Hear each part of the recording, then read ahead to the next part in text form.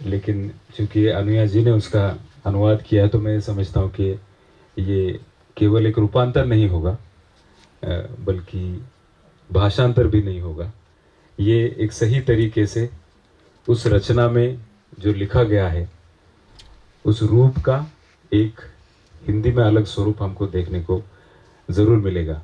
हमारे विश्वविद्यालय के गीत में स्वरूप रूप भव हो ऐसे एक बहुत सुंदर पंक्ति आती है।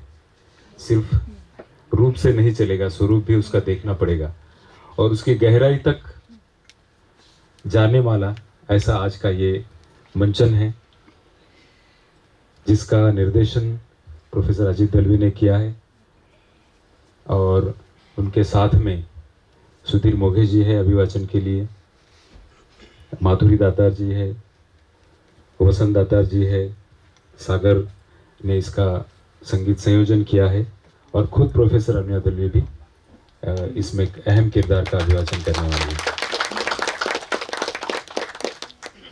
ये आज का दिन यूँ देखा जाए तो एक बहुत महत्वपूर्ण दिन है, क्योंकि पूना से ये सभी लोग यहाँ पर पधारे हैं। और प्रोफेसर्स कैसे होते हैं, तो आजकल हम लोग एनईपी के चक्कर में वर्कलोड और ये सब देख के हम लोग परेशान हो गए हैं। किसी ने मुझे पूछा कि तुम्हारे बाल सफ़ेद हो गए कम उम्र में तो इसका कारण कई बार हम लोग सोचते हैं कि वर्कलोड है, लेकिन प्रोफेसर कैसे होता है तो पता नहीं कितने वर्ष हो गए इन सब लोगों को रिटायर्ड होके, लेकिन फिर भी नाटक का, हिंदी का और अपने विचारों का दामन इन्होंने अभी तक छोड़ा नहीं है। ये मंचन आज का ये केवल कोई एक कलाकृति नहीं है, केवल एक कला की प्रस्तुति नहीं है। राष्ट्र एक संक्रमण से जा रहा है और ऐसे वक्त में ये ज़रूरत होती है कि हम अपने प्रतीकों का, अपनी आस्थाओं का पुनर्विचार करें, उसकी पुनर्समीक्षा करें। इसलिए ये केवल एक मनोरंजन के लिए बनाई गई कोई रचना नहीं है, ये एक ऐसा प्रस्तुतिकरण है जो आपको सोचने के लिए मजबूर करेगा। तो मैं और ज़्यादा वक्त नहीं लेता हूँ। मैं इस मंचन के निर्देशक प्रोफेसर अजीत दलवी सर से ये अनुरोध करता हूँ कि वे थोड़ा इस पर प्रकाश डालें।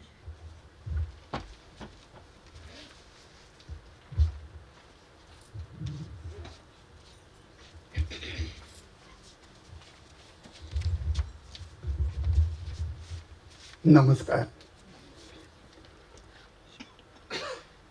शिवने इतक्या सुंदर हिंदीमध्ये सगळं मांडलेलं आहे आणि नंतर अनुया दळवींनी केलेल्या सुंदर हिंदी रूपांतर तुम्हाला ऐकायचं आहे.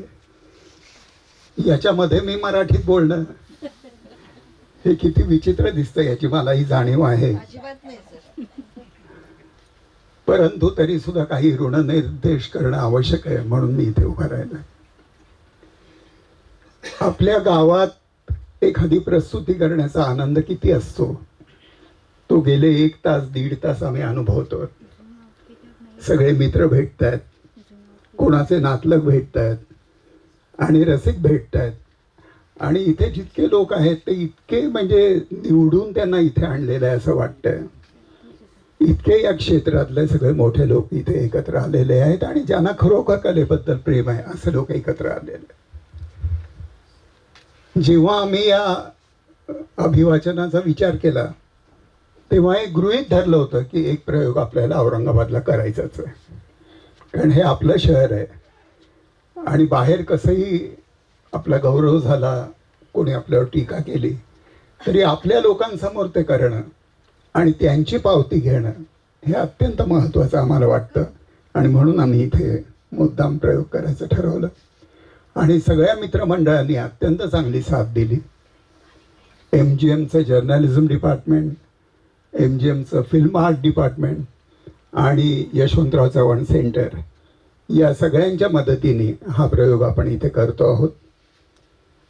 आपल्याला सगळ्यांना मराठी प्रेक्षकांना तरी विद्याधर पुंडलिक माहिती आहे. मराठी वाङ्मय ज्यांच्यामुळे समृद्ध झालं अशा लोकांपैकी विद्याधर पुंडलिक आहेत. टेकडीवरचं पीस नावाचा त्यांचा कथासंग्रह किंवा त्यांचे ललित लेख हे ज्यांनी वाचलेले आहेत त्यांना कल्पना आहे की विद्याधर पुंडलिक हे किती मोठं नाव आहे. पुंडलिकाने या चक्र या दीर्घांकामध्ये आपल्याला असं दिसेल की महाभारताकडे बघण्याची एक वेगळीच दृष्टी आपल्याला दिलेली आहे. म्हणजे त्यांनी असं म्हटलेलं आहे स्वतः प्रस्तावनेमध्ये की महाभारतात देखील बराच भाग काळोखा आहे, जिथे अंधार आहे, ज्याच्यावर प्रकाश टाकला गेलेला नाही आहे. आणि असाच प्रकाश त्यांनी द्रौपदीच्या या कॅरेक्टरवर, व्यक्तिरेखेवर टाकलेला आहे. आणि म्हणून हे अत्यंत वेगळ्या अशा प्रकारचं, अतिशय गोळीबंद अशा प्रकारचं नाटक आहे. आणि हे क्लासिकल लँग्वेजमध्ये, भाषेमध्ये लिहिलं गेलेलं आहे. सर्व कॅरेक्टर्स जे आहेत त्याच्यात, व्यक्तिरेखा आहेत, या अत्यंत समर्थ व्यक्तिरेखा आहेत आणि त्या तुम्हाला आता या अनुभवायला मिळणार आहेत. एका ठिकाणी एका नाटकाला आम्ही गेलो होतो, तिथे जावेद अख्तर होते. तर माझ्या एका नाटकाचा इंग्रजी अनुवाद होता तो. तर जावेद अख्तर असं म्हणाले की अनुवाद करताना अनेकदा प्रॉब्लेम असतो. जसं आपण एका कुपीतनं दुसऱ्या कुपीमध्ये अत्तर टाकायला लागलो की अत्तर तर टाकलं जातं, पण त्याचा बराचसा फ्रेग्रन्स निघून जातो. पण काही वेळेला असं होतं की फ्रेग्रन्स न जाता उलट ते अधिक चांगल्या कुपीमध्ये गेल्यासारखं वाटतं. तो आनंद तुम्हाला या अभिवाचनाने मिळेल अशी मला आशा वाटते. तेव्हा सगळ्या प्रेक्षकांचं स्वागत. कुलगुरू साहेब इथे आलेले आहेत, त्यांचा खूप मोठा गौरव आता नुकताच झालेला आहे, त्यांचं मी अभिनंदन करतो. MGM तर आमच्या पाठीशी नेहमीच राहिलेली आहे. म्हणजे बिंधास नावाच्या चित्रपटाचं आम्ही शूटिंग केलं होतं, तिथपासून परवाच्या जिगीषा महोत्सवापर्यंत. किंवा वेलांटी आणि मात्रेचं सूत्र या नावाचं अभिवाचन आम्ही केलं होतं. डॉक्टर तुम्ही सुद्धाच अभिवाचन केलं होतं. हे सगळं याची सुरुवात ही याच परिसरापासून झाली होती. तेव्हा या MGM या संस्थेचे, कुलगुरूंचे, आपल्या सगळ्या रसिकांचे आभार, धन्यवाद. आप सभी की अनुमति से मैं मंच पर उपस्थित सभी कलाकारों से यह अनुरोध करता हूं कि वे इस प्रस्तुति की शुरुआत करें.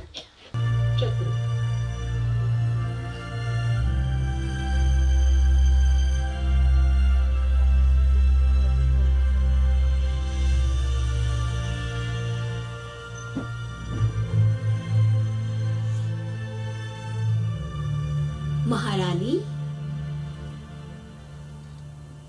महारानी जी, क्या है रेणु के? सारे दीपक जला दूं ना? क्यों? चारों ओर अंधेरा छा गया है महारानी. क्या वास्तव में अंधेरा हो गया है? जी महारानी, चारों ओर दीपक जला दिए गए हैं. केवल हमारे अंतपुर में ही अंधेरा है. अंतपुर में अंधेरा है? जी. तो जला दो दीपक. रुको रेणु के, दीपक मैं जलाती हूँ. महारानी, क्यों? आप? इसमें आश्चर्य की क्या बात है? पूरे 12 वर्ष वन में रही हूँ मैं. वन की इस छोटी सी झोपड़ी में दीप जलाने के लिए कोई दासी थोड़ी थी मेरे साथ. फिर भी महारानी, जिंदगी के ये आखिरी दिन, पता नहीं क्यों बीती हुई जिंदगी में कभी किए हुए कुछ काम करने को पुनः पुनः मन करता है. कारण पूछोगी तो कुछ भी नहीं होता, बस यूं ही करने को मन करता है. रेवती देखो तो कौन है? महारानी, हाँ, महारानी, महाराज भीमसेन का रथ अभी अभी आया है. अच्छा. कुछ ही देर में महाराज इधर आएंगे. प्रतिहारी ने संदेश दिया है. महाराज अकेले हैं रेणु के? जी महारानी. संदेश ठीक से सुना ना तुमने? हाँ. महाराज के साथ कोई और अश्वत्थामा नहीं है?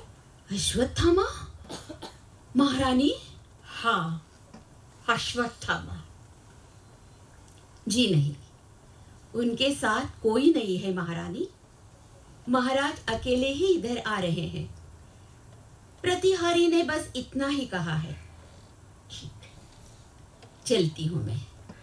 है। रुको रेणुके, ब्राह्मणों को दान दे चुकी, दासियों को भी जो देना था दे दिया, अब अकेली तुम रह गई हो। ये लो सौभाग्य वस्त्र और आभूषण, अखंड सौभाग्यवती भव। प्रणाम करती हूँ महारानी। रेणुके, इस राजमहल की पहली सुहागन तुम हो। युद्ध की समाप्ति के बाद जब हम यहाँ आए तो सभी दासियां विधवा हो चुकी थी। जिसे देखो उसका माथा सूना, आंखें बुझी हुई, कांतिहीन। दिन हो रात हो, दूर कहीं किसी कोने से किसी न किसी के सिसकने की आवाज आती थी। 5 पांडवों की अर्धांगिनी होने पर भी ऐसा लगता था जैसे मैं कोई अपराध कर रही हूँ। मैं बार बार अपने आप को समझा कर कहती, आखिर मेरा प्राप्य यही है। कुछ भी हो, क्षत्रिय की विधवाएं हैं। उनके ललाट की शुभ्रता चांदनी की तरह श्वेत है। क्षत्रिय के लिए वैराग्य का विधान नहीं है। उनको राज करना ही होगा, चाहे विधवाओं पर ही क्यों न हो। धीरे धीरे एक एक दिन बीतता गया और फिर सबसे पहले तुम आई, उसके बाद दूसरी, और अब तो राजमहल में गोकुल जैसी चहल पहल है। एक महल से दूसरे महल में जाते हुए चूड़ियां खनकती है, नुपुरों की ध्वनियां गूंजती है, किसी की किलकारी कानों में पड़ती है। रेणुके, तुम्हारा पुत्र कैसा है? आपकी कृपा से ठीक है महारानी जी। अब चलने भी लगा है। हाँ हाँ, एक कदम चलता है कि धम से गिर पड़ता है। तालियां पिटने से इतनी हंसी आती है, इतनी हंसी आती है कि लगातार हंसता ही रहता है। खूब हंसता है ना? हाँ। सहदेव के पुत्र श्रुतसेन को भी एक बार इतनी हंसी आई कि हंसते ही चला गया, रुकने का नाम ही नहीं। तब कुंती माता ने कहा था, बालक रोते रोते इस दुनिया में प्रवेश करता है और फिर एक दिन अचानक हंसने लगता है, जैसे उसी क्षण उसने हंसी का आविष्कार किया हो। सुन रही हो ना रेणुके? जी। भीमसेन का प्रतिसोम बचपन में खाना ही नहीं खाता था। हाँ? हाथ छान लेता था, पैर मारता था, बड़ी मुश्किल से उसको खिलाना पड़ता था। और प्रतिबिंब वह तो अपने पिता से बिल्कुल भिन्न, इतना नटखट कि पूछो नहीं। जिंदा होते तो पांडवों का कितना अलग रूप संसार ने देखा होता। रेणुके जी, तुम्हारे वीरसेन के सारे संस्कार विधि विधान से करना। हाँ। क्षत्रियों की हर प्रकार की शस्त्र विद्या का ज्ञान उसे होना चाहिए। और हाँ, बीच बीच में उसकी नजर उतारना मत भूलना।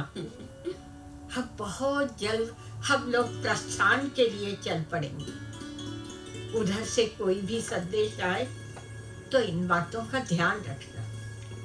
सचमुच आप जाएंगे महारानी? सब जाएंगे? प्रतिदिन पूछती हो, कितनी बार बतलाऊं कि हाँ जाएंगे। कोई भी यहाँ नहीं रहेगा महारानी। कौन रहेगा? और अब क्यों रहना है? परीक्षित के रूप में तो हम लोग है ही ना यहाँ। अब उसी की कृपा है तुम सब पर। हाँ, जिन्हें नहीं जाना चाहिए था वे कृष्ण भगवान चले गए। अब 5 पांडव जा रहे हैं, उनके साथ महारानी द्रौपदी भी जा रही है। अब यहाँ क्या रह गया है? सब समाप्त हो गया, सब कुछ समाप्त हो गया। उठो रेणुके, उठो। अभी कुछ भी समाप्त नहीं हुआ। सब कुछ कभी भी समाप्त नहीं होता, कुछ ना कुछ शेष रहता है। मतलब आप लोग प्रस्थान नहीं करेंगे? महारानी, आपकी यात्रा स्थगित हो गई? पगली कहीं की। रेणु के महाप्रस्थान के लिए जाना तुम क्या इस नगर से उठकर उस नगर में जाना समझ रही हो और यात्रा स्थगित करने की बात कह रही हो? क्षत्रिय को तो महाप्रस्थान के लिए हर्षित होकर जाना चाहिए, अंतिम क्षण को धन्य समझकर उसका स्वीकार करना चाहिए। तो सब कुछ अभी समाप्त नहीं हुआ, इसका क्या अर्थ है? देखो रेणु के, देखो तो कौन है? महारानी, प्रतिहारी ने संदेश लाया है कि महाराज भीमसेन आ चुके हैं। ठीक है। द्रौपदी, प्रणाम भीमसेन। हाँ, मैं चलती हूँ महारानी। हाँ, द्रौपदी, कल से लगातार परिश्रम किया लेकिन काम कुछ बना नहीं। क्या मतलब? एक दूत से संदेश प्राप्त हुआ कि पांचाल की दिशा से रथ गया है, पर उस नीचाश्वत्थामा का कोई पता ही नहीं चला। जंगल में भटकने वाला क्षुद्र चिरंजीव है वो, कहां कहां ढूंढे उसे। किंतु द्रौपदी, अब भी एक बात मेरी समझ में नहीं आ रही है। द्रौपदी, क्या है? ऐसे क्यों देख रहे हो? द्रौपदी, आज कितने दिनों के पश्चात तुम्हारी ये लंबे केश देख रहा हूं। अब भी कितने काले हैं तुम्हारे केश। किसी भी स्त्री ने नहीं सहा होगा इतना कुछ तुमने सहा है। वनवास, अज्ञातवास, सब कुछ होगा, फिर भी तुम्हारे केश वैसे ही काले, वैसे ही घुंघराले और घने हैं। क्या रहस्य है तुम्हारी इन केशों का द्रौपदी? ना ना ना ना द्रौपदी, इन केशों को मत बांधो, ऐसे ही खुला रहने दो। मुझे तुम्हारा यही रूप प्रिय है, अत्यधिक प्रिय है। अब भी प्रिय है? इन केशों के कारण इतना कुछ हो जाने पर भी? हाँ, अब भी प्रिय है, इस क्षण भी प्रिय है द्रौपदी। समय बड़ी तेजी से आगे बढ़ता है। द्रोणाचार्य ने जिस भूमि पर हम लोगों को धनुर्विद्या सिखाई थी, वो क्षितिज तक फैली हरी भरी भूमि अब भी मेरी आंखों के सामने तैर रही है। पहली रात कुशासन पर सोते हुए तुम्हारे शरीर से जो गंध आ रही थी, उसे आज भी मैं अनुभव करता हूं। हम वनवास जा रहे थे, हजारों की संख्या में प्रजाजन इंद्रप्रस्थ के नगर द्वार तक विदा करने आए थे। हम वन की ओर बढ़ रहे थे, माथे पर मध्याह्न का सूर्य चमक रहा था। तुमने पैरों में कुछ नहीं पहना था, तुम्हारे काले केश धूली धूसरित हो रहे थे, और तुम नहीं भीमसेन, नहीं, मत दोहराओ उन स्मृतियों को, मत दोहराओ। काम्यक वन की हमारी वो छोटी सी झोपड़ी, कोने में रखा हुआ छोटा सा दीपक, उसकी कांपती हुई लौ, सब सोए रहते। तुम और मैं बाहर सीढ़ियों पर जाकर बैठते। आसपास के विकराल पेड़ों की छाया से गुजरता कोई पंछी फड़फड़ाता हुआ निकल जाता। नक्षत्रों से भरा आकाश संपूर्ण वन पर झुका होता। काली घटाओं जैसे लगने वाले तुम्हारे केश मेरी छाती पर, मेरे चेहरे पर फैले रहते। उन दिनों की याद आते ही अब भी एक प्रकार की उदासी छा जाती है, बेचैनी होने लगती है। द्रौपदी, तुम्हें ये कभी एहसास नहीं होता? हाँ, तुम पूछा करती, आखिर इंसान कब तक इंतजार करे? रक्त से सने हाथ कब मेरे बालों में लगेंगे, उसकी मगरूर जंघा को बांस की तरह पिचकी हुई कब देख पाऊंगी मैं? इन सब का अंत क्या होगा? और उसके बाद की सारी शंकाएं तुम्हारा कांपता हुआ जिस्म मुझे पूछा करता, क्या हुआ द्रौपदी, तुम्हारा बदन क्यों कांप रहा है? अंत क्या होगा? अंत क्या होगा? भीम, भीम, दिन के उजाले की अपेक्षा रात्रि का अंधकार ही मैंने अधिक देखा है। प्रतिशोध की अग्नि में धधकती हुई पलकों को विश्राम नहीं होता। धमनियों में बहने वाले रक्त को ऊष्मा से उबलते रखना होता है। भीमसेन, मेरे साथ तुम 5 थे। ममता और दुलार के लिए 5 बच्चे थे, लेकिन अंत तक मैं और मेरी रातें ही एक दूसरे के लिए थी। प्रतिशोध की वह एक अनिवार्य कीमत थी द्रौपदी। मैंने भी स्वयंवर के समय तुम्हारी आंखों में जो देखा था वह फिर कभी नहीं देखा। विवाह के दूसरे दिन लाई हुई भिक्षा का आधा हिस्सा मेरी थाली में डालते हुए तुम्हारी शांत काली आंखों में जो हास्य देखा था वह फिर कभी नहीं देखा। उस अधम अश्वत्थामा को खींचकर तुम्हारे सामने ले आया था, तब भी ये नेत्र वैसे नहीं खिले, वैसे नहीं हंसे थे। किंतु द्रौपदी, मुझे पूछो तो सदैव प्रतिशोध की आग में जलने वाली तुम्हारी ये आंखें, तुम्हारी आंखें ही मुझे अधिक प्रिय है। तुम्हारी पहले जैसी आंखें। मुझे भी वो मेरी पहले जैसी आंखें अब याद नहीं है भीम। मत दोहराओ उन स्मृतियों को, मत दोहराओ। क्या हुआ द्रौपदी, तुम्हें वे स्मृतियां कब से असह्य होने लगी? हम सबको गाय कहकर मुंह चिढ़ाने वाले कौरवों की फूटी खोपड़ियां रणभूमि पर अस्त व्यस्त पड़ी रही। हंसिये से जैसे घास काटा जाता है, वैसे उस बूढ़े धृतराष्ट्र के पुत्रों को तुम्हारी और मेरी प्रतिशोध की धार ने काट गिराया। यह स्मरण कर तुम्हारा शरीर रोमांचित नहीं होता? यज्ञ के अभिषेक के पवित्र जल से धुले तुम्हारे इन सुंदर केशों के लिए हुआ था ना ये सब? भीम, हम अब मृत्यु से साक्षात्कार करने चले हैं। इस बात का स्मरण है न तुम्हें? तो क्या हुआ? दृष्टिपथ में मृत्यु है, इसलिए जो जो हुआ उसे कैसे झुठला दे?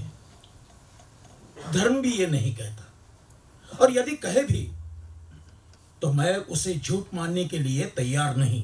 झूठ, झूठ ना सही, किंतु किंतु जिंदगी में कभी एक क्षण के लिए भी तुम्हें ऐसा नहीं लगा कि यह भयानक संहार अब थम जाए? कभी तो इसे रोके? नहीं लगा कभी ऐसा? द्रौपदी, यह प्रश्न तुम मुझसे पूछ रही हो, और वो भी अब, जीवन की इस अंतिम संध्या में? हाँ, मैं ही पूछ रही हूँ। कर्ण के प्रतिशोध की अग्नि में अर्जुन की आहुति न डाली जाए, इसलिए हमारे घटोत्कच को जाना पड़ा, नाहक बलि देनी पड़ी उसकी।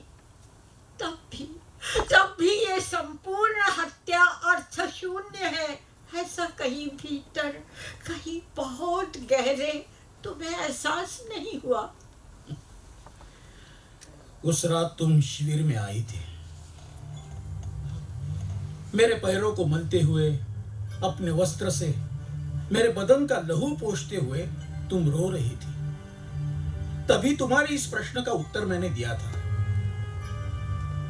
नहीं द्रौपदी, इस लोक को छोड़कर जाते समय भी भूतकाल में जो घटित हुआ वह मुझे अर्थशून्य नहीं लगता। गंधमादन पर्वत से तुम्हारे हट के लिए लाया हुआ वह 1000 पंखुड़ियों वाला कमल जितना सत्य है, उतना ही दुशासन की छाती से बहने वाला वह उष्ण रक्त भी सत्य है। विराट के महल में दासी के रूप में रहते हुए तुम्हारे इन कोमल हाथों में पड़े छाले जितने सत्य है, उतने ही युद्ध के बाद सम्राज्ञी के रूप में तुम पर डाले गए छत्र चवर भी सत्य है,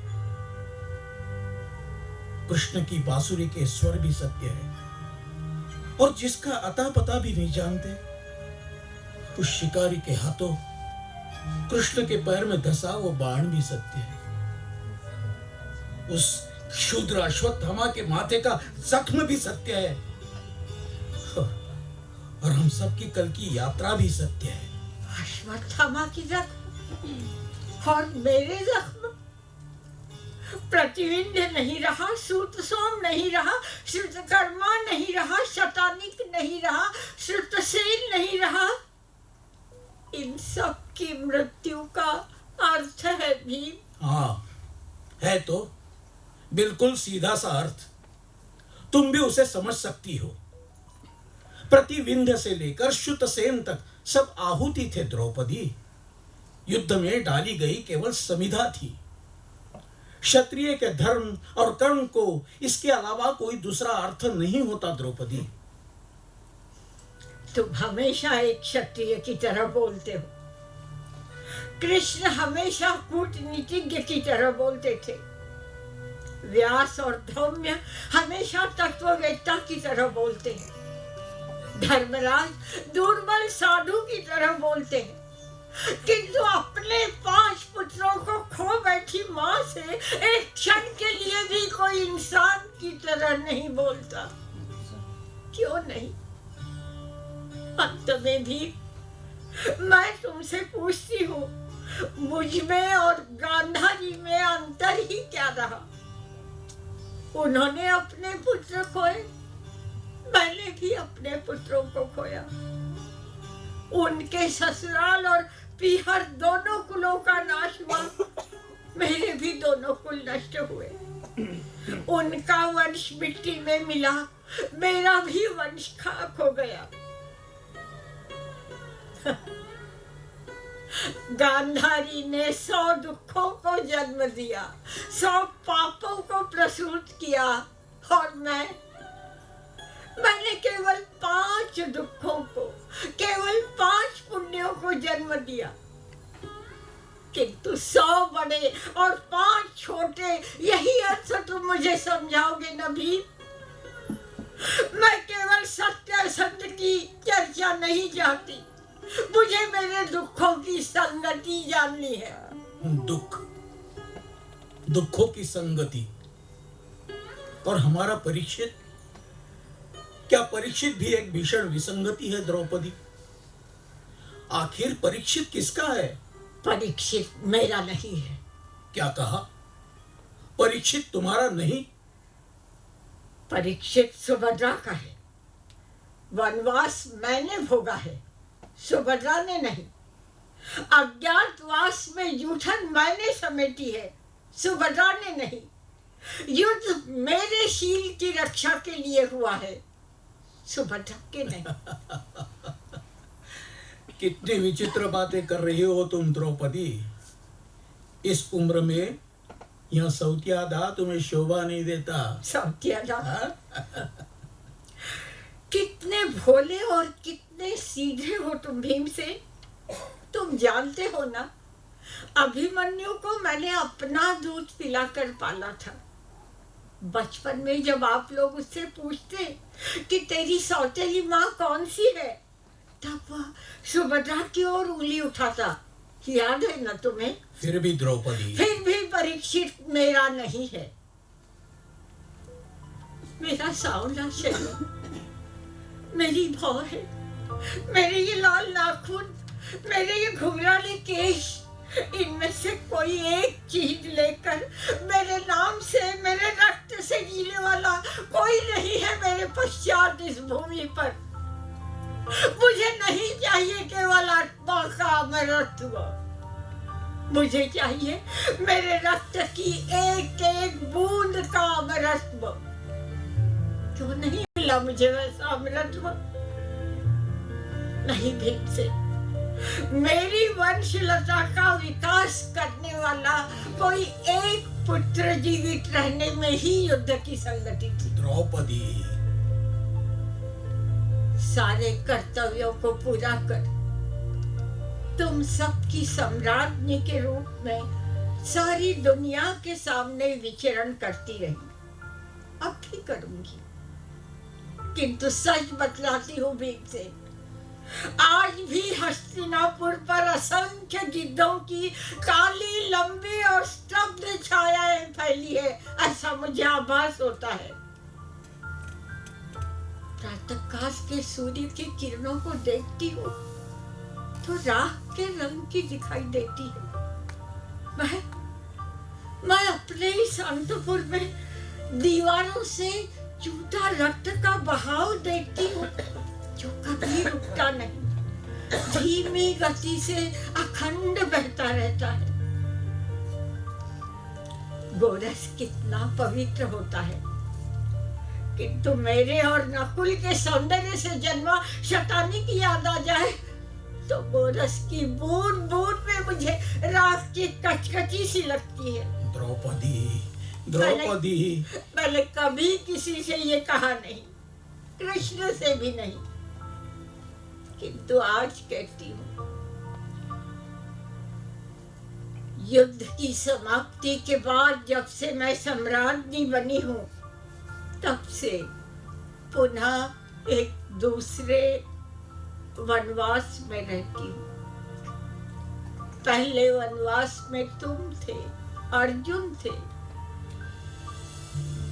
किंतु सम्राट पांडवों के इस राजमहल के वनवास में मेरे साथ कोई नहीं था। पुनः एक बार मैं और ये रात्रि और मैं। हाँ, वनवास की झोपड़ी में जो कभी नहीं था, वो भूत रोज रात को उस कोने में दिखाई देता है। वो देखो। भूत? किसका? भीमसेन, तुम पुरुष लोग युद्ध करते हो, जीत गए तो पृथ्वी पर राज करते हो, नहीं रहे तो वीर गति को प्राप्त करते हो। किंतु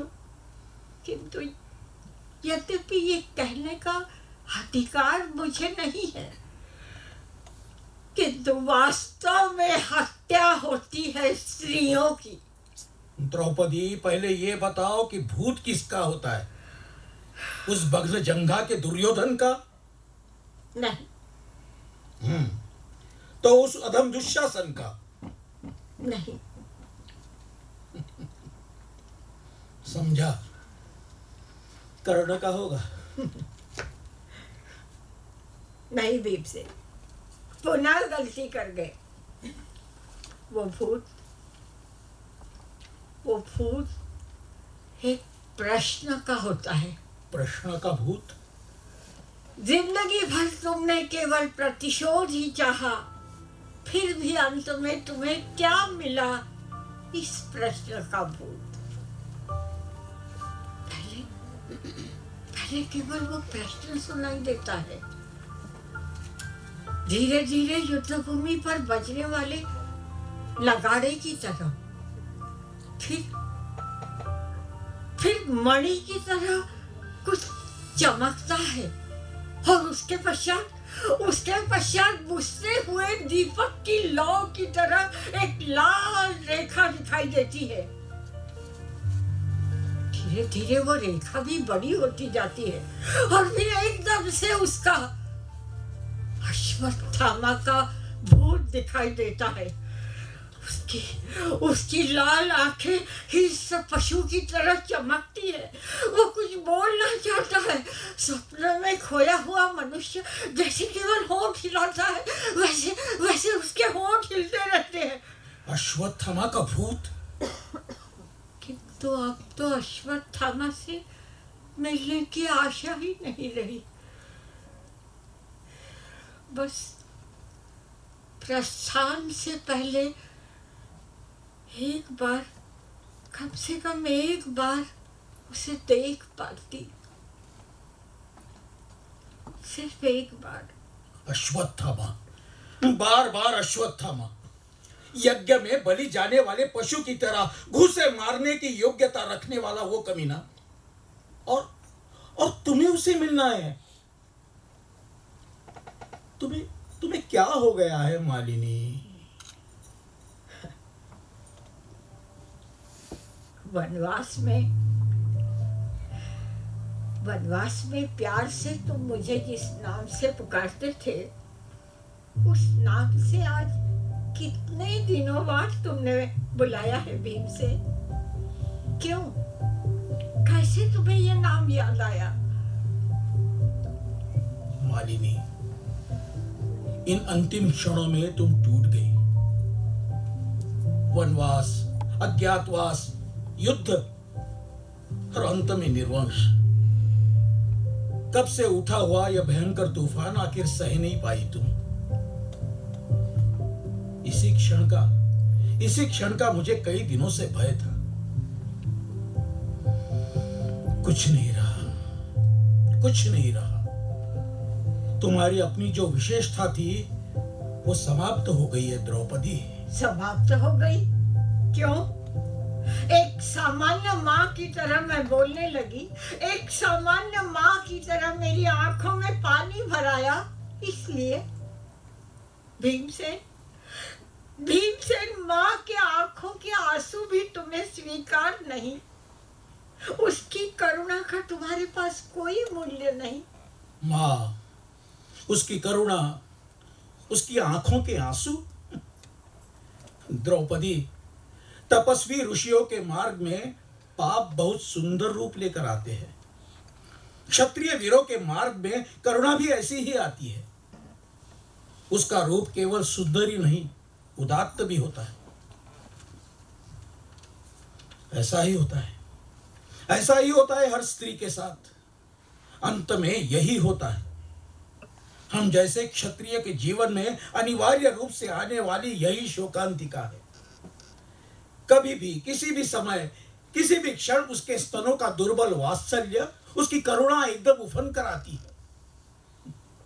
द्रौपदी, क्षत्रिय के सम्मुख दो ही पर्याय शेष रहते हैं: प्रतिशोध का मार्ग अपनाना या उसे हमेशा के लिए छोड़ देना। बस उसे उतनी ही स्वतंत्रता है। किंतु एक बार उसने प्रतिशोध का ज्वलंत धधकने वाला मार्ग अपनाया तो फिर वात्सल्य नहीं, क्षमा नहीं, करुणा नहीं। मेरे प्रश्न के क्या ये दो ही पर्याय हैं? बस इनके मध्य कुछ नहीं? तुम्हारे प्रश्न, वो प्रश्न ही गलत है द्रौपदी, अतः उनके उत्तर भी गलत ही मिलेंगे। जो प्रश्न किसी भी क्षत्रिय स्त्री को और क्षत्रिय माता को नहीं पूछनी चाहिए, वो तुम मुझसे क्यों पूछ रही हो? अपने धर्म के अनुसार कर्म करते रहना, इतना ही हमारे बस में होता है। यही जीवन का अर्थ है और यही संगति है। इसके अतिरिक्त कोई दूसरा अर्थ हो ही नहीं सकता, कोई संगति हो ही नहीं सकती। क्षत्रिय का धर्म, धर्म के अनुसार कर्म, धर्म और कर्म के बीच संगति। अंततः आकाश तक फैले हुए इस प्रचंड गतिमान चक्र पर घूमने के लिए हम सब अभिशप्त हैं। केवल यही हमारे जीवन का लक्ष्य है भीमसेन? कितने संतोष के साथ, कितने कृतार्थ होकर कहते हो आप लोग। इतना सुंदर संतुलन कैसे पा लिया है आप लोगों ने अपने जीवन में? युधिष्ठिर की तो बात ही छोड़ दो, वे तो क्षितिज के परे की सृष्टि के जीव हैं। वे तो यहाँ अभिशाप लेकर ही जी रहे हैं। किंतु अर्जुन, जीवन भर एक युद्ध भूमि से दूसरी युद्ध भूमि पर विचरण करने वाले अर्जुन, कल ही उन्होंने मुझे कहा, कल्याणी, अब सब कुछ समाप्त हो गया, अब तो बस स्वर्ग की ओर आंखें लगी हैं। यद् गत्वा न निवर्तन्ते तद्धाम परमं मम। जहां जाने के बाद कोई लौटकर नहीं आता, वही मेरा परम धाम। किंतु इस समय के, इस क्षण के दुख का क्या किया जाए भीमसेन? आप लोगों के साथ मैं भी वहां आ रही हूं, पर आप लोगों की तरह कृतार्थ होकर नहीं। द्रौपदी, जीवन भर तुम्हारा साथ निभाया, तुमने भी सदैव कृतार्थ रहकर साथ दिया, किंतु जाते समय तुम्हें कृतार्थ करके नहीं जा पा रहा हूं मैं। भीमसेन, द्रौपदी, जिंदगी भर तुमने मुझसे जो जो मांगा वो सब मैंने तुम्हें दिया है। अब अंत में एक ही बार मैं तुमसे कुछ मांग रहा हूं। क्या कह रहे हो भीमसेन? हस्तिनापुर छोड़कर जल्द ही हम अपनी अंतिम यात्रा के लिए प्रस्थान करेंगे।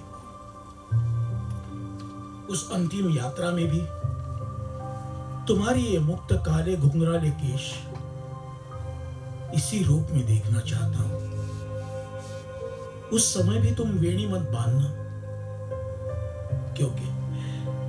क्योंकि इन खुले केशों ने ही मेरे जीवन को अर्थ प्रदान किया है। इन केशों में ही मेरी प्रेरणा है द्रौपदी। प्रत्येक को अपना अपना प्राप्य मिल गया, किंतु मुझे क्या मिला? मिला भी और नहीं भी।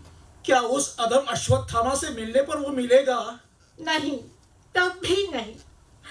किंतु मुझे कुछ समझ में नहीं आ रहा है भीमसेन। तुम क्या चाहती हो ये मेरी भी समझ में नहीं आ रहा है द्रौपदी। जिंदगी में पहली बार नहीं समझ पा रहा हूं। यदि यह तुम्हारा पतन होता तो मैंने तुम्हें संभाल लिया होता, किंतु यह पतन भी तो नहीं है। कृष्ण जब शिष्टाई करने गए थे तब कुल के विनाश के भय से जिंदगी में सिर्फ एक ही बार मैंने शांति चाही। संपूर्ण युद्ध में केवल एक बार रुका, एक बार थका और एक बार रोया जब हमारा विकर्ण चला गया। मेरे पतन के दोनों भी प्रसंगों में मुझे तुम्हारी इन केशों ने ही संभाला है द्रौपदी। किंतु अब मैं तुम्हें कैसे संभालूं ये मेरी ही समझ में नहीं आ रहा है। तुम्हारा शोक, तुम्हारा दुख, तुम्हारी करुणा मैं समझ ही नहीं पा रहा हूं द्रौपदी। मैं समझ ही नहीं पा रहा हूं। मैं चलता हूं द्रौपदी, मैं चलता हूं। भीमसेन, महारानी अनर्थ हो गया। अनर्थ? कैसा अनर्थ? अब किसका अनर्थ होना बाकी है? बोलो रेणुके, मेरे परीक्षित को तो कुछ हुआ नहीं ना? जी नहीं महारानी, परीक्षित सकुशल है, किंतु क्या? कहो ना, कहो। अश्वत्थामा आ रहे हैं महारानी, इधर इस अंतपुर में आ रहे हैं। अश्वत्थामा? सच? तो इसमें घबराने की क्या बात है? द्रौपदी, मिल गया ना संतोष तुम्हारी इन आंखों को। किंतु यदि तुम पूर्ण समाधान चाहती हो तो मूंदी हुई आंखों से कैसे मिलेगा? आंखों से अपने हाथ हटा और देखो। युद्ध की अंतिम बलि जीवित पड़ी। द्रौपदी, एक बार तुम मुझे ठीक से ध्यान से देख लो, ताकि शांत और तृप्त मन से तुम अपनी अंतिम यात्रा के लिए प्रस्थान कर सको। अश्वत्थामा? कितने वर्षों के उपरांत मिल रही हो द्रौपदी? ये दीर्घ काल, ये चिरंजीवी समय, मैं कुछ अनुमान नहीं लगा पा रहा हूं। कितने वर्ष द्रौपदी, कितने वर्ष? अश्वत्थामा, 15 वर्षों के पश्चात हम एक दूसरे से मिल रहे हैं। 15 वर्ष? किंतु इन 15 वर्षों का भी क्या अर्थ है? होंगे 15 वर्ष हुए होंगे, लेकिन आज भी वो सारा चित्र मेरी आंखों के सामने ज्यों का त्यों बना हुआ है। मैं भूला नहीं उसे, भूल भी नहीं सकूंगा। मृत्यु न होने पर भी उसी समय से मेरा पुनर्जन्म हुआ था। भीम और अर्जुन ने मेरी मुश्किल कसकर बांध रखी थी। कृष्ण मेरी ओर अर्थपूर्ण दृष्टि से देख रहे थे, क्योंकि उस दृष्टा योगेश्वर को भी पता था कि वो भी मेरा विनाश नहीं टाल सकता। मेरे मुंह से रक्त बह रहा था और रक्त के साथ भीम के द्वारा मुंह में भरी मिट्टी में थूक रहा था। सब तुम्हारी ही प्रतीक्षा में थे, और फिर तुम शिविर के दरवाजे से किसी यज्ञ की ज्योति की तरह धधकती आई और तुमने कहा, मेरे 5 पुत्रों को इसने मारा है, ससुराल और पीहर के कुलों का विनाश किया है, छल से अधर्म से मारा है। किसी क्षत्रिय ने आज तक जो नहीं किया वो इस चंडाल ने किया है। इसने निर्दयी योद्धाओं को मारा है। भीमसेन मिट्टी के घड़े को जैसे पत्थर पर पटक कर तोड़ा जाता है, वैसे इसको पटको और इसकी ठिकरियां मुझे लाकर दिखाओ।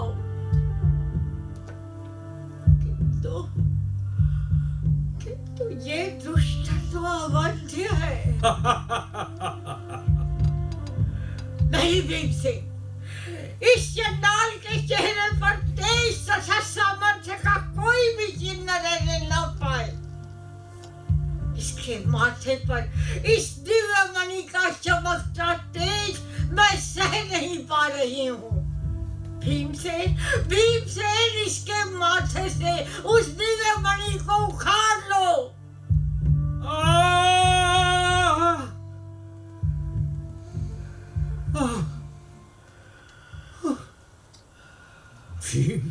भीम ने उस मणि को उखाड़ कर बाहर निकाल लिया, और देखते ही देखते मेरे सामने वो मणि धर्मराज के मुकुट में चमकने लगा। धर्मराज कितना बड़ा सत्यवादी, निरीह जीव। अश्वत्थामा एक हाथी का नाम है, ये सत्य भी वो जानता था। इसलिए मैं मरा या मेरे नाम का हाथी मरा? सचमुच वो महात्मा समझ ही नहीं पाया। जन्म से ही वो मणि मैं अपने साथ लेकर आया था। कर्ण के कवच कुंडलों जैसा मेरा वो मणि चला गया, और उसकी जगह ये गहरा जख्म बहने लगा। जैसे मेरे कान, नाक, आंखें, वैसा ही मेरा ये जख्म।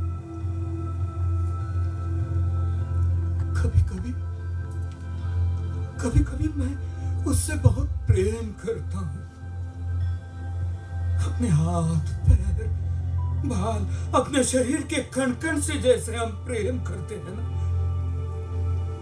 वैसे ही।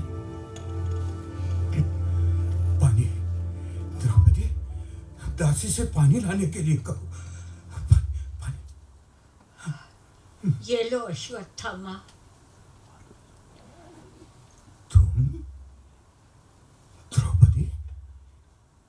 मुझे पानी पिलाओगी? हाँ, ये लो।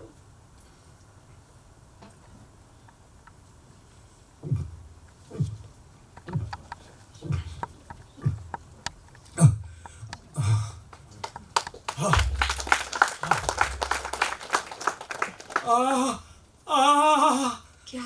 अश्वत्थामा?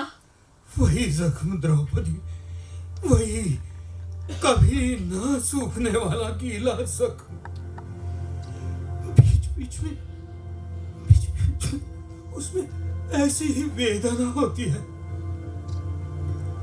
द्रौपदी, इस जख्म से तो प्रेम कर सकता हूं, वो मेरे शरीर का एक हिस्सा है, किंतु वेदना से प्रेम नहीं कर सकता। वेदना से प्रेम, दुख से प्रेम कैसे कोई कर पाएगा?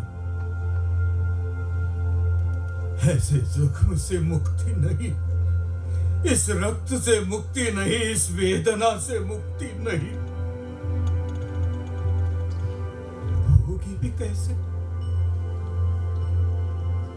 चिरंजीवी को, अवध्य को मुक्ति कैसी? ऐसा ही होता है द्रौपदी, भयंकर दर्द होता है तो चिरंजीव हो ये भी भूल जाता हूँ। अश्वत्थामा, अश्वत्थामा, मैंने तुम्हें यहाँ बुलाया है, मुझसे बात करो। तुमसे? हाँ। तुमने मुझे यहाँ बुलाया? मुझे लगा फिर एक बार बंदी बनाकर मुझे। नहीं, मैं कब से तुम्हें देखना चाहती थी। मैं सम्राज्ञी थी, 5 पांडवों की वीर पत्नी थी, किंतु अब न तुम मुझे देख पाओगे न मैं तुम्हें देख पाऊंगी, इसलिए मैंने तुम्हें बुलाया है। किस लिए? मैं तुम्हारा दुख निकट से देखना चाहती थी और तुम्हें कुछ कहना चाहती थी। तो तुमने मेरा दुख देख लिया, बिल्कुल निकट से देख लिया। चलता हूं मैं अब। रुको अश्वत्थामा, रुको, जाओ नहीं। तुम मुझसे क्या कहना चाहती थी द्रौपदी? बोलो बोलो, क्यों ये भयानक सजा मैं भुगत रहा हूं? युद्ध के, संहार के, प्रतिशोध के सारे दुख, सारी यातनाएं, सारे भोग अकेले मेरे ही सर पर क्यों? मैंने अधर्म से युद्ध किया, इसलिए ये जलती हुई निशानी मुझे मिली। किंतु धर्म का पल्ला पकड़कर किसने युद्ध किया? कृष्ण ने किया, अर्जुन ने किया, भीम धर्म किसने? मैंने निद्रित क्षत्रिय वीरों को मारा। निद्रित व्यक्ति वास्तव में निरीह लगता है, किंतु पिताश्री को धृष्टद्युम्न ने कैसे मारा? वे भी तो रथ पर सोए हुए ही लग रहे थे ना? वे भी उतने ही निरीह क्यों नहीं लगे किसी को? और तब ये सजा मुझे ही क्यों? कृष्ण को क्यों नहीं? बचपन में जहां वो सुंदर मोर पंख लगाया करता था, वहीं उस दृष्टा के माथे पर एक ऐसा ही लगातार बहने वाला जख्म क्यों नहीं हुआ? या उन सब ने केवल एक निद्रित वीर को मारा और मैंने 5 को मारा, इसलिए ऐसा हुआ? अंत में ये गिनती तो कम अधिक आंकड़ों की है, किंतु नहीं, अंत में सच यही है कि अधर्म अधर्म है, पाप पाप है। इसलिए ये निशानी, ये चिन्ह, ये घाव। नहीं अश्वत्थामा, ये अधर्म की निशानी नहीं, पाप का घाव भी नहीं। अधर्म की निशानी नहीं, पाप का घाव भी नहीं।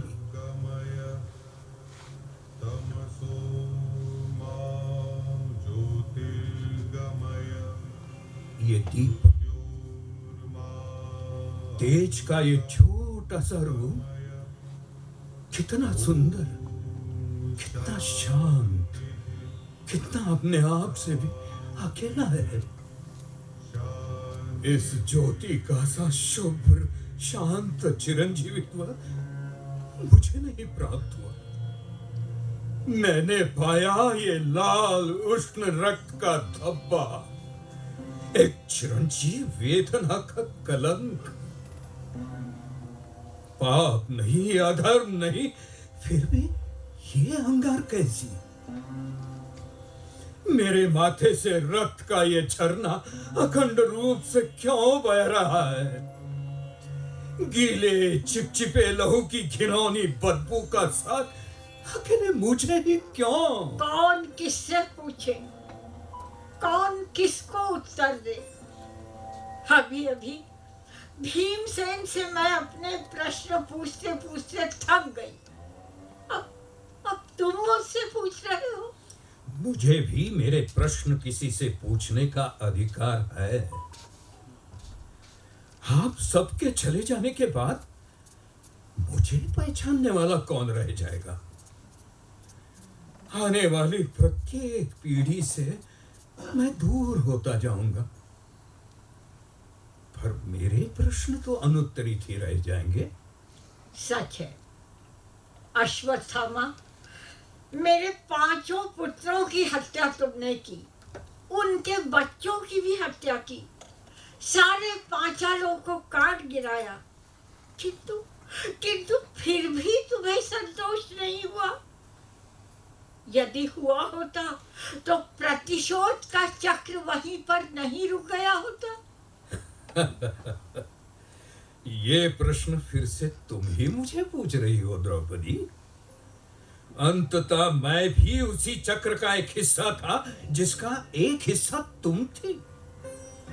तुम्हारे और मेरे पिता ने इस चक्र को आरंभ किया था।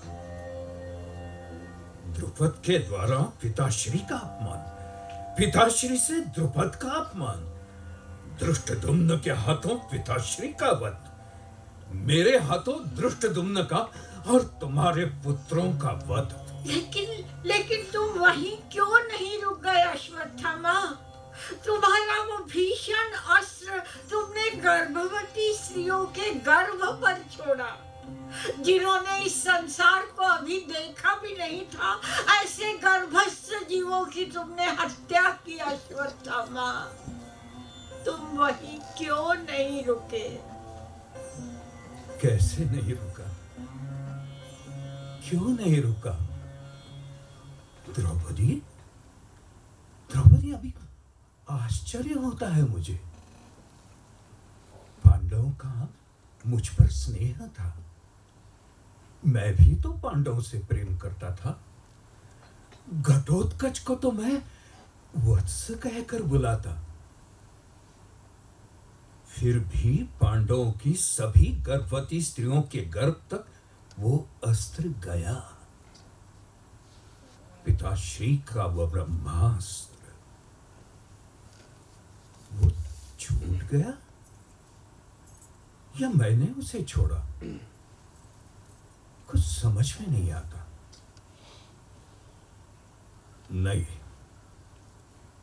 शायद मैंने ही छोड़ा है उसे। कब से बड़ा भारी कुतूहल था उसके संबंध में। कितनी बार मोह हुआ था उसे छोड़ने का। कर्ण का सिर धराशायी हुआ तब, वो अभिमानी पराक्रमी दुर्योधन धूल धूसरित होकर गिरा तब, पिताश्री की हत्या हुई तब, भीम के हाथों दुशासन की फूटी छाती से फव्वारे की तरह रक्त की धार बह निकली तब। हर बार उस अस्त्र को बाहर निकाला, किंतु होठ थरथराते, पलकें नहीं झपकती, जीवा शुष्क हो जाती, होठों पर मंत्र ही नहीं आते, हम आते भी तो गलत क्रम से। अंत में वो कुतूहल तुम पर हावी हो गया। तुम अपनी पलकें बहुत समय तक खुली नहीं रख सके। हाँ, मात्र कुतूहल। एक भीषण मोह का कुतूहल। पहली चींटी को मसल कर उसे तड़पते हुए देखने में जो महसूस होता है, वो कुतूहल। रक्त की उष्णधार को बहते हुए देखकर रोमांचित होने का कुतूहल। सूर्य की किरण को विकीर्ण करने वाले उस खड्ग की नोक पर हाथ फेरते समय महसूस होने वाला कुतूहल। उस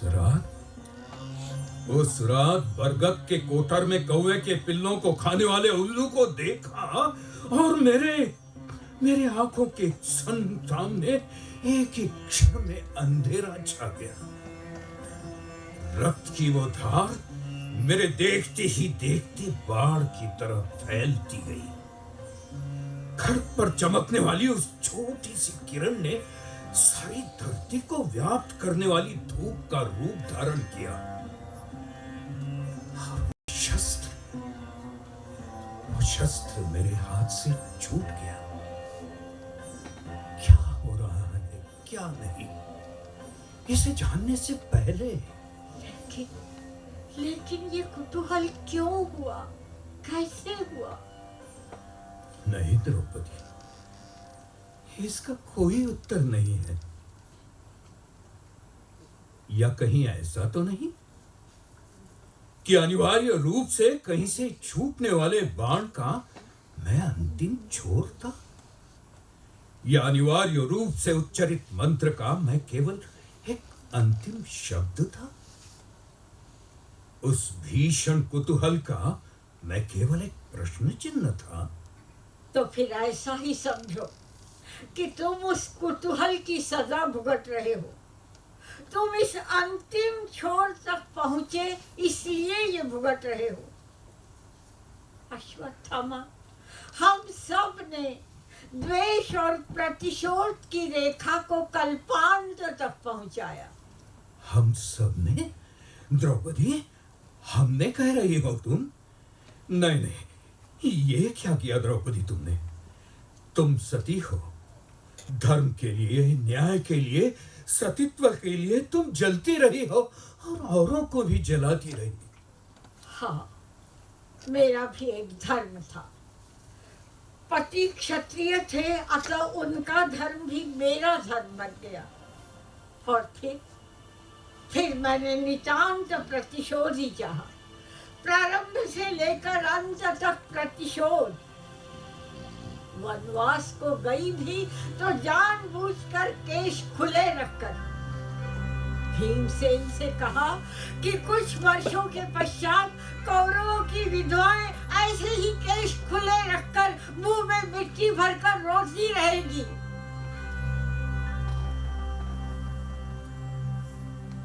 युद्ध समाप्त हुआ। सारे कौरव धूल में मिले। उनकी पत्नियां केश खुले रखकर रोती रही।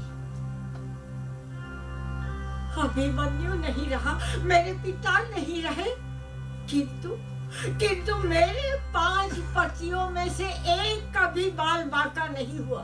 मेरे 5 पुत्र भी सही सलामत थे। मुझे लगा सत्य मेरी ओर है, धर्म मेरी ओर है, इसलिए ऐसा हुआ। मेरे सतीत्व के कारण ही यह भाग्य मुझे प्राप्त हुआ।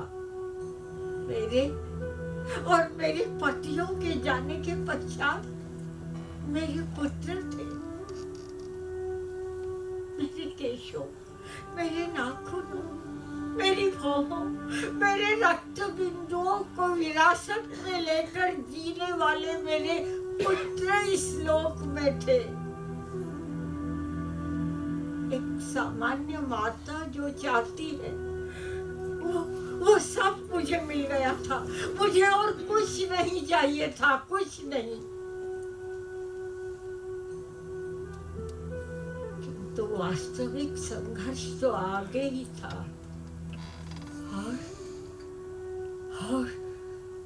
और फिर वो रात आई। और तुम्हारा ये वरदान मैंने छीन लिया। और फिर मैं अपने रिक्त हाथों को देखती रह गई। आखिर अंत यही था। मेरे भी हाथ गांधारी की तरह रिक्त ही रहने वाले थे। तब मुझे पता चला, बहुत देर बाद पता चला कि धर्म और अधर्म से भी बड़ा सत्य दुख है। कर्म और अकर्म से भी बड़ा सत्य दुख है। सत्पक्ष और प्रतिशोध, इन सब की अपेक्षा दुख ही एकमात्र सत्य है। मुझे जो जख्म हुए वो अन्य कोई नहीं देख पाता अश्वत्थामा। शायद तुम्हें वो दिखाई दे। द्रौपदी, द्रौपदी, क्या इसीलिए तुमने मुझे बुलाया था? किंतु इस अंतिम सत्य को भी मैं स्वीकार नहीं कर पाई। मेरे पुत्रों की हत्या हुई तभी सब कुछ समाप्त हो गया था, ये मैं भूल गई। उल्टे सत्य के उस जख्म से मैं चिढ़ गई और मैंने तुम्हारा वो दिव्य मणि निकाल लिया। मुझे तुम्हारा रक्त चाहिए था, किंतु तुम तो चिरंजीवी हो। इसलिए मैं अन्य मार्ग से प्रतिशोध के दूसरे छोर तक गई। दूसरा छोर? किंतु मेरे प्रतिशोध का छोर तो अंतिम था ना। इस सृष्टि को 14 वर्ष तक बीज रहित कर देना, उसके मूल को भग्न करना, क्या ये अंतिम नहीं है? नहीं अश्वत्थामा, इस प्रतिशोध के चक्र का एक फेरा अभिशेष था। तुम्हारी उस दिव्य मणि में तुम्हारी भूख, प्यास, भय, वेदना, इन सब को समाप्त करने का अद्भुत सामर्थ्य था। इसलिए मैंने वो सामर्थ्य ही छीन लिया। ज्योति की तरह शांत और शुभ्र तेज तुम्हारे चिरंजीवत्व से निकालकर मैंने तुम्हारे पीछे मर्त्य शरीर के सारे दुख, सारी वेदनाएं, सारी जलन, सारी यातनाएं लगा दी। हमेशा के लिए, निरंतर। मेरे प्रतिशोध का रूप ऐसा था अश्वत्थामा। कुछ समझ में नहीं आता द्रौपदी, कुछ भी नहीं। हमारे जन्म से ही प्रारंभ हुए प्रतिशोध के उस चक्र का क्या अर्थ था? अर्थ क्या था? भिन्न भिन्न मार्ग से हम दोनों भी प्रतिशोध के 2 छोरों तक गए, किंतु हमें अर्थ प्राप्त नहीं हुआ। हम दोनों भी वहीं अटके हैं, वहीं रुके हैं अश्वत्थामा।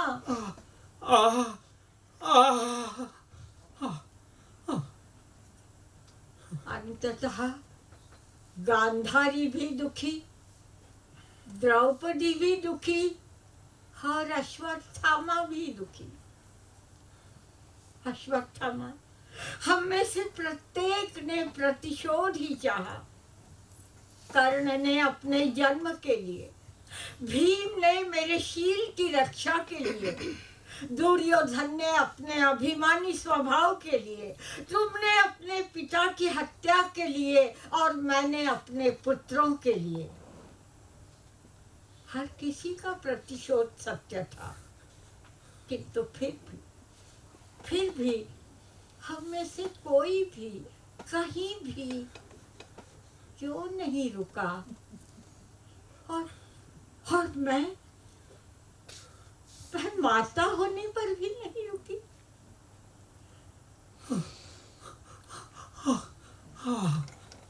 अश्वत्थामा, वेदना कम नहीं हुई तुम्हारी? नहीं, अभी भी नहीं। किसी न किसी को इस कभी भी समाप्त न होने वाले क्रम को रोकना होगा। तुम्हारे पिता के प्रतिशोध की चिंगारी मेरे पिता पर, उनके प्रतिशोध की दृष्टद्युम्न पर, दृष्टद्युम्न की तुम पर, तुम्हारी मेरे 5 पुत्रों पर और अंत में मेरी तुम्हारे अमरत्व पर। कोई तो प्रतिशोध की इस धधकती ज्वाला को शांत करे, कोई तो अपना छोटा सा हाथ उठाए और इस प्रचंड चक्र को रोक दे। किंतु अश्वत्थामा, अंत में दुख और वेदना यही सत्य है, यही चिरंजीव है। तब हमारे पास रहा ही क्या है? कुछ नहीं, कुछ नहीं, केवल इस दुख को भुगतते रहना और यातनाओं को सहना।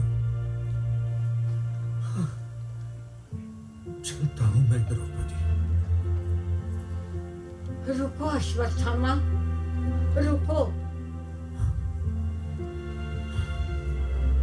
हमारे पास कुछ भी नहीं है, ऐसा नहीं है अश्वत्थामा।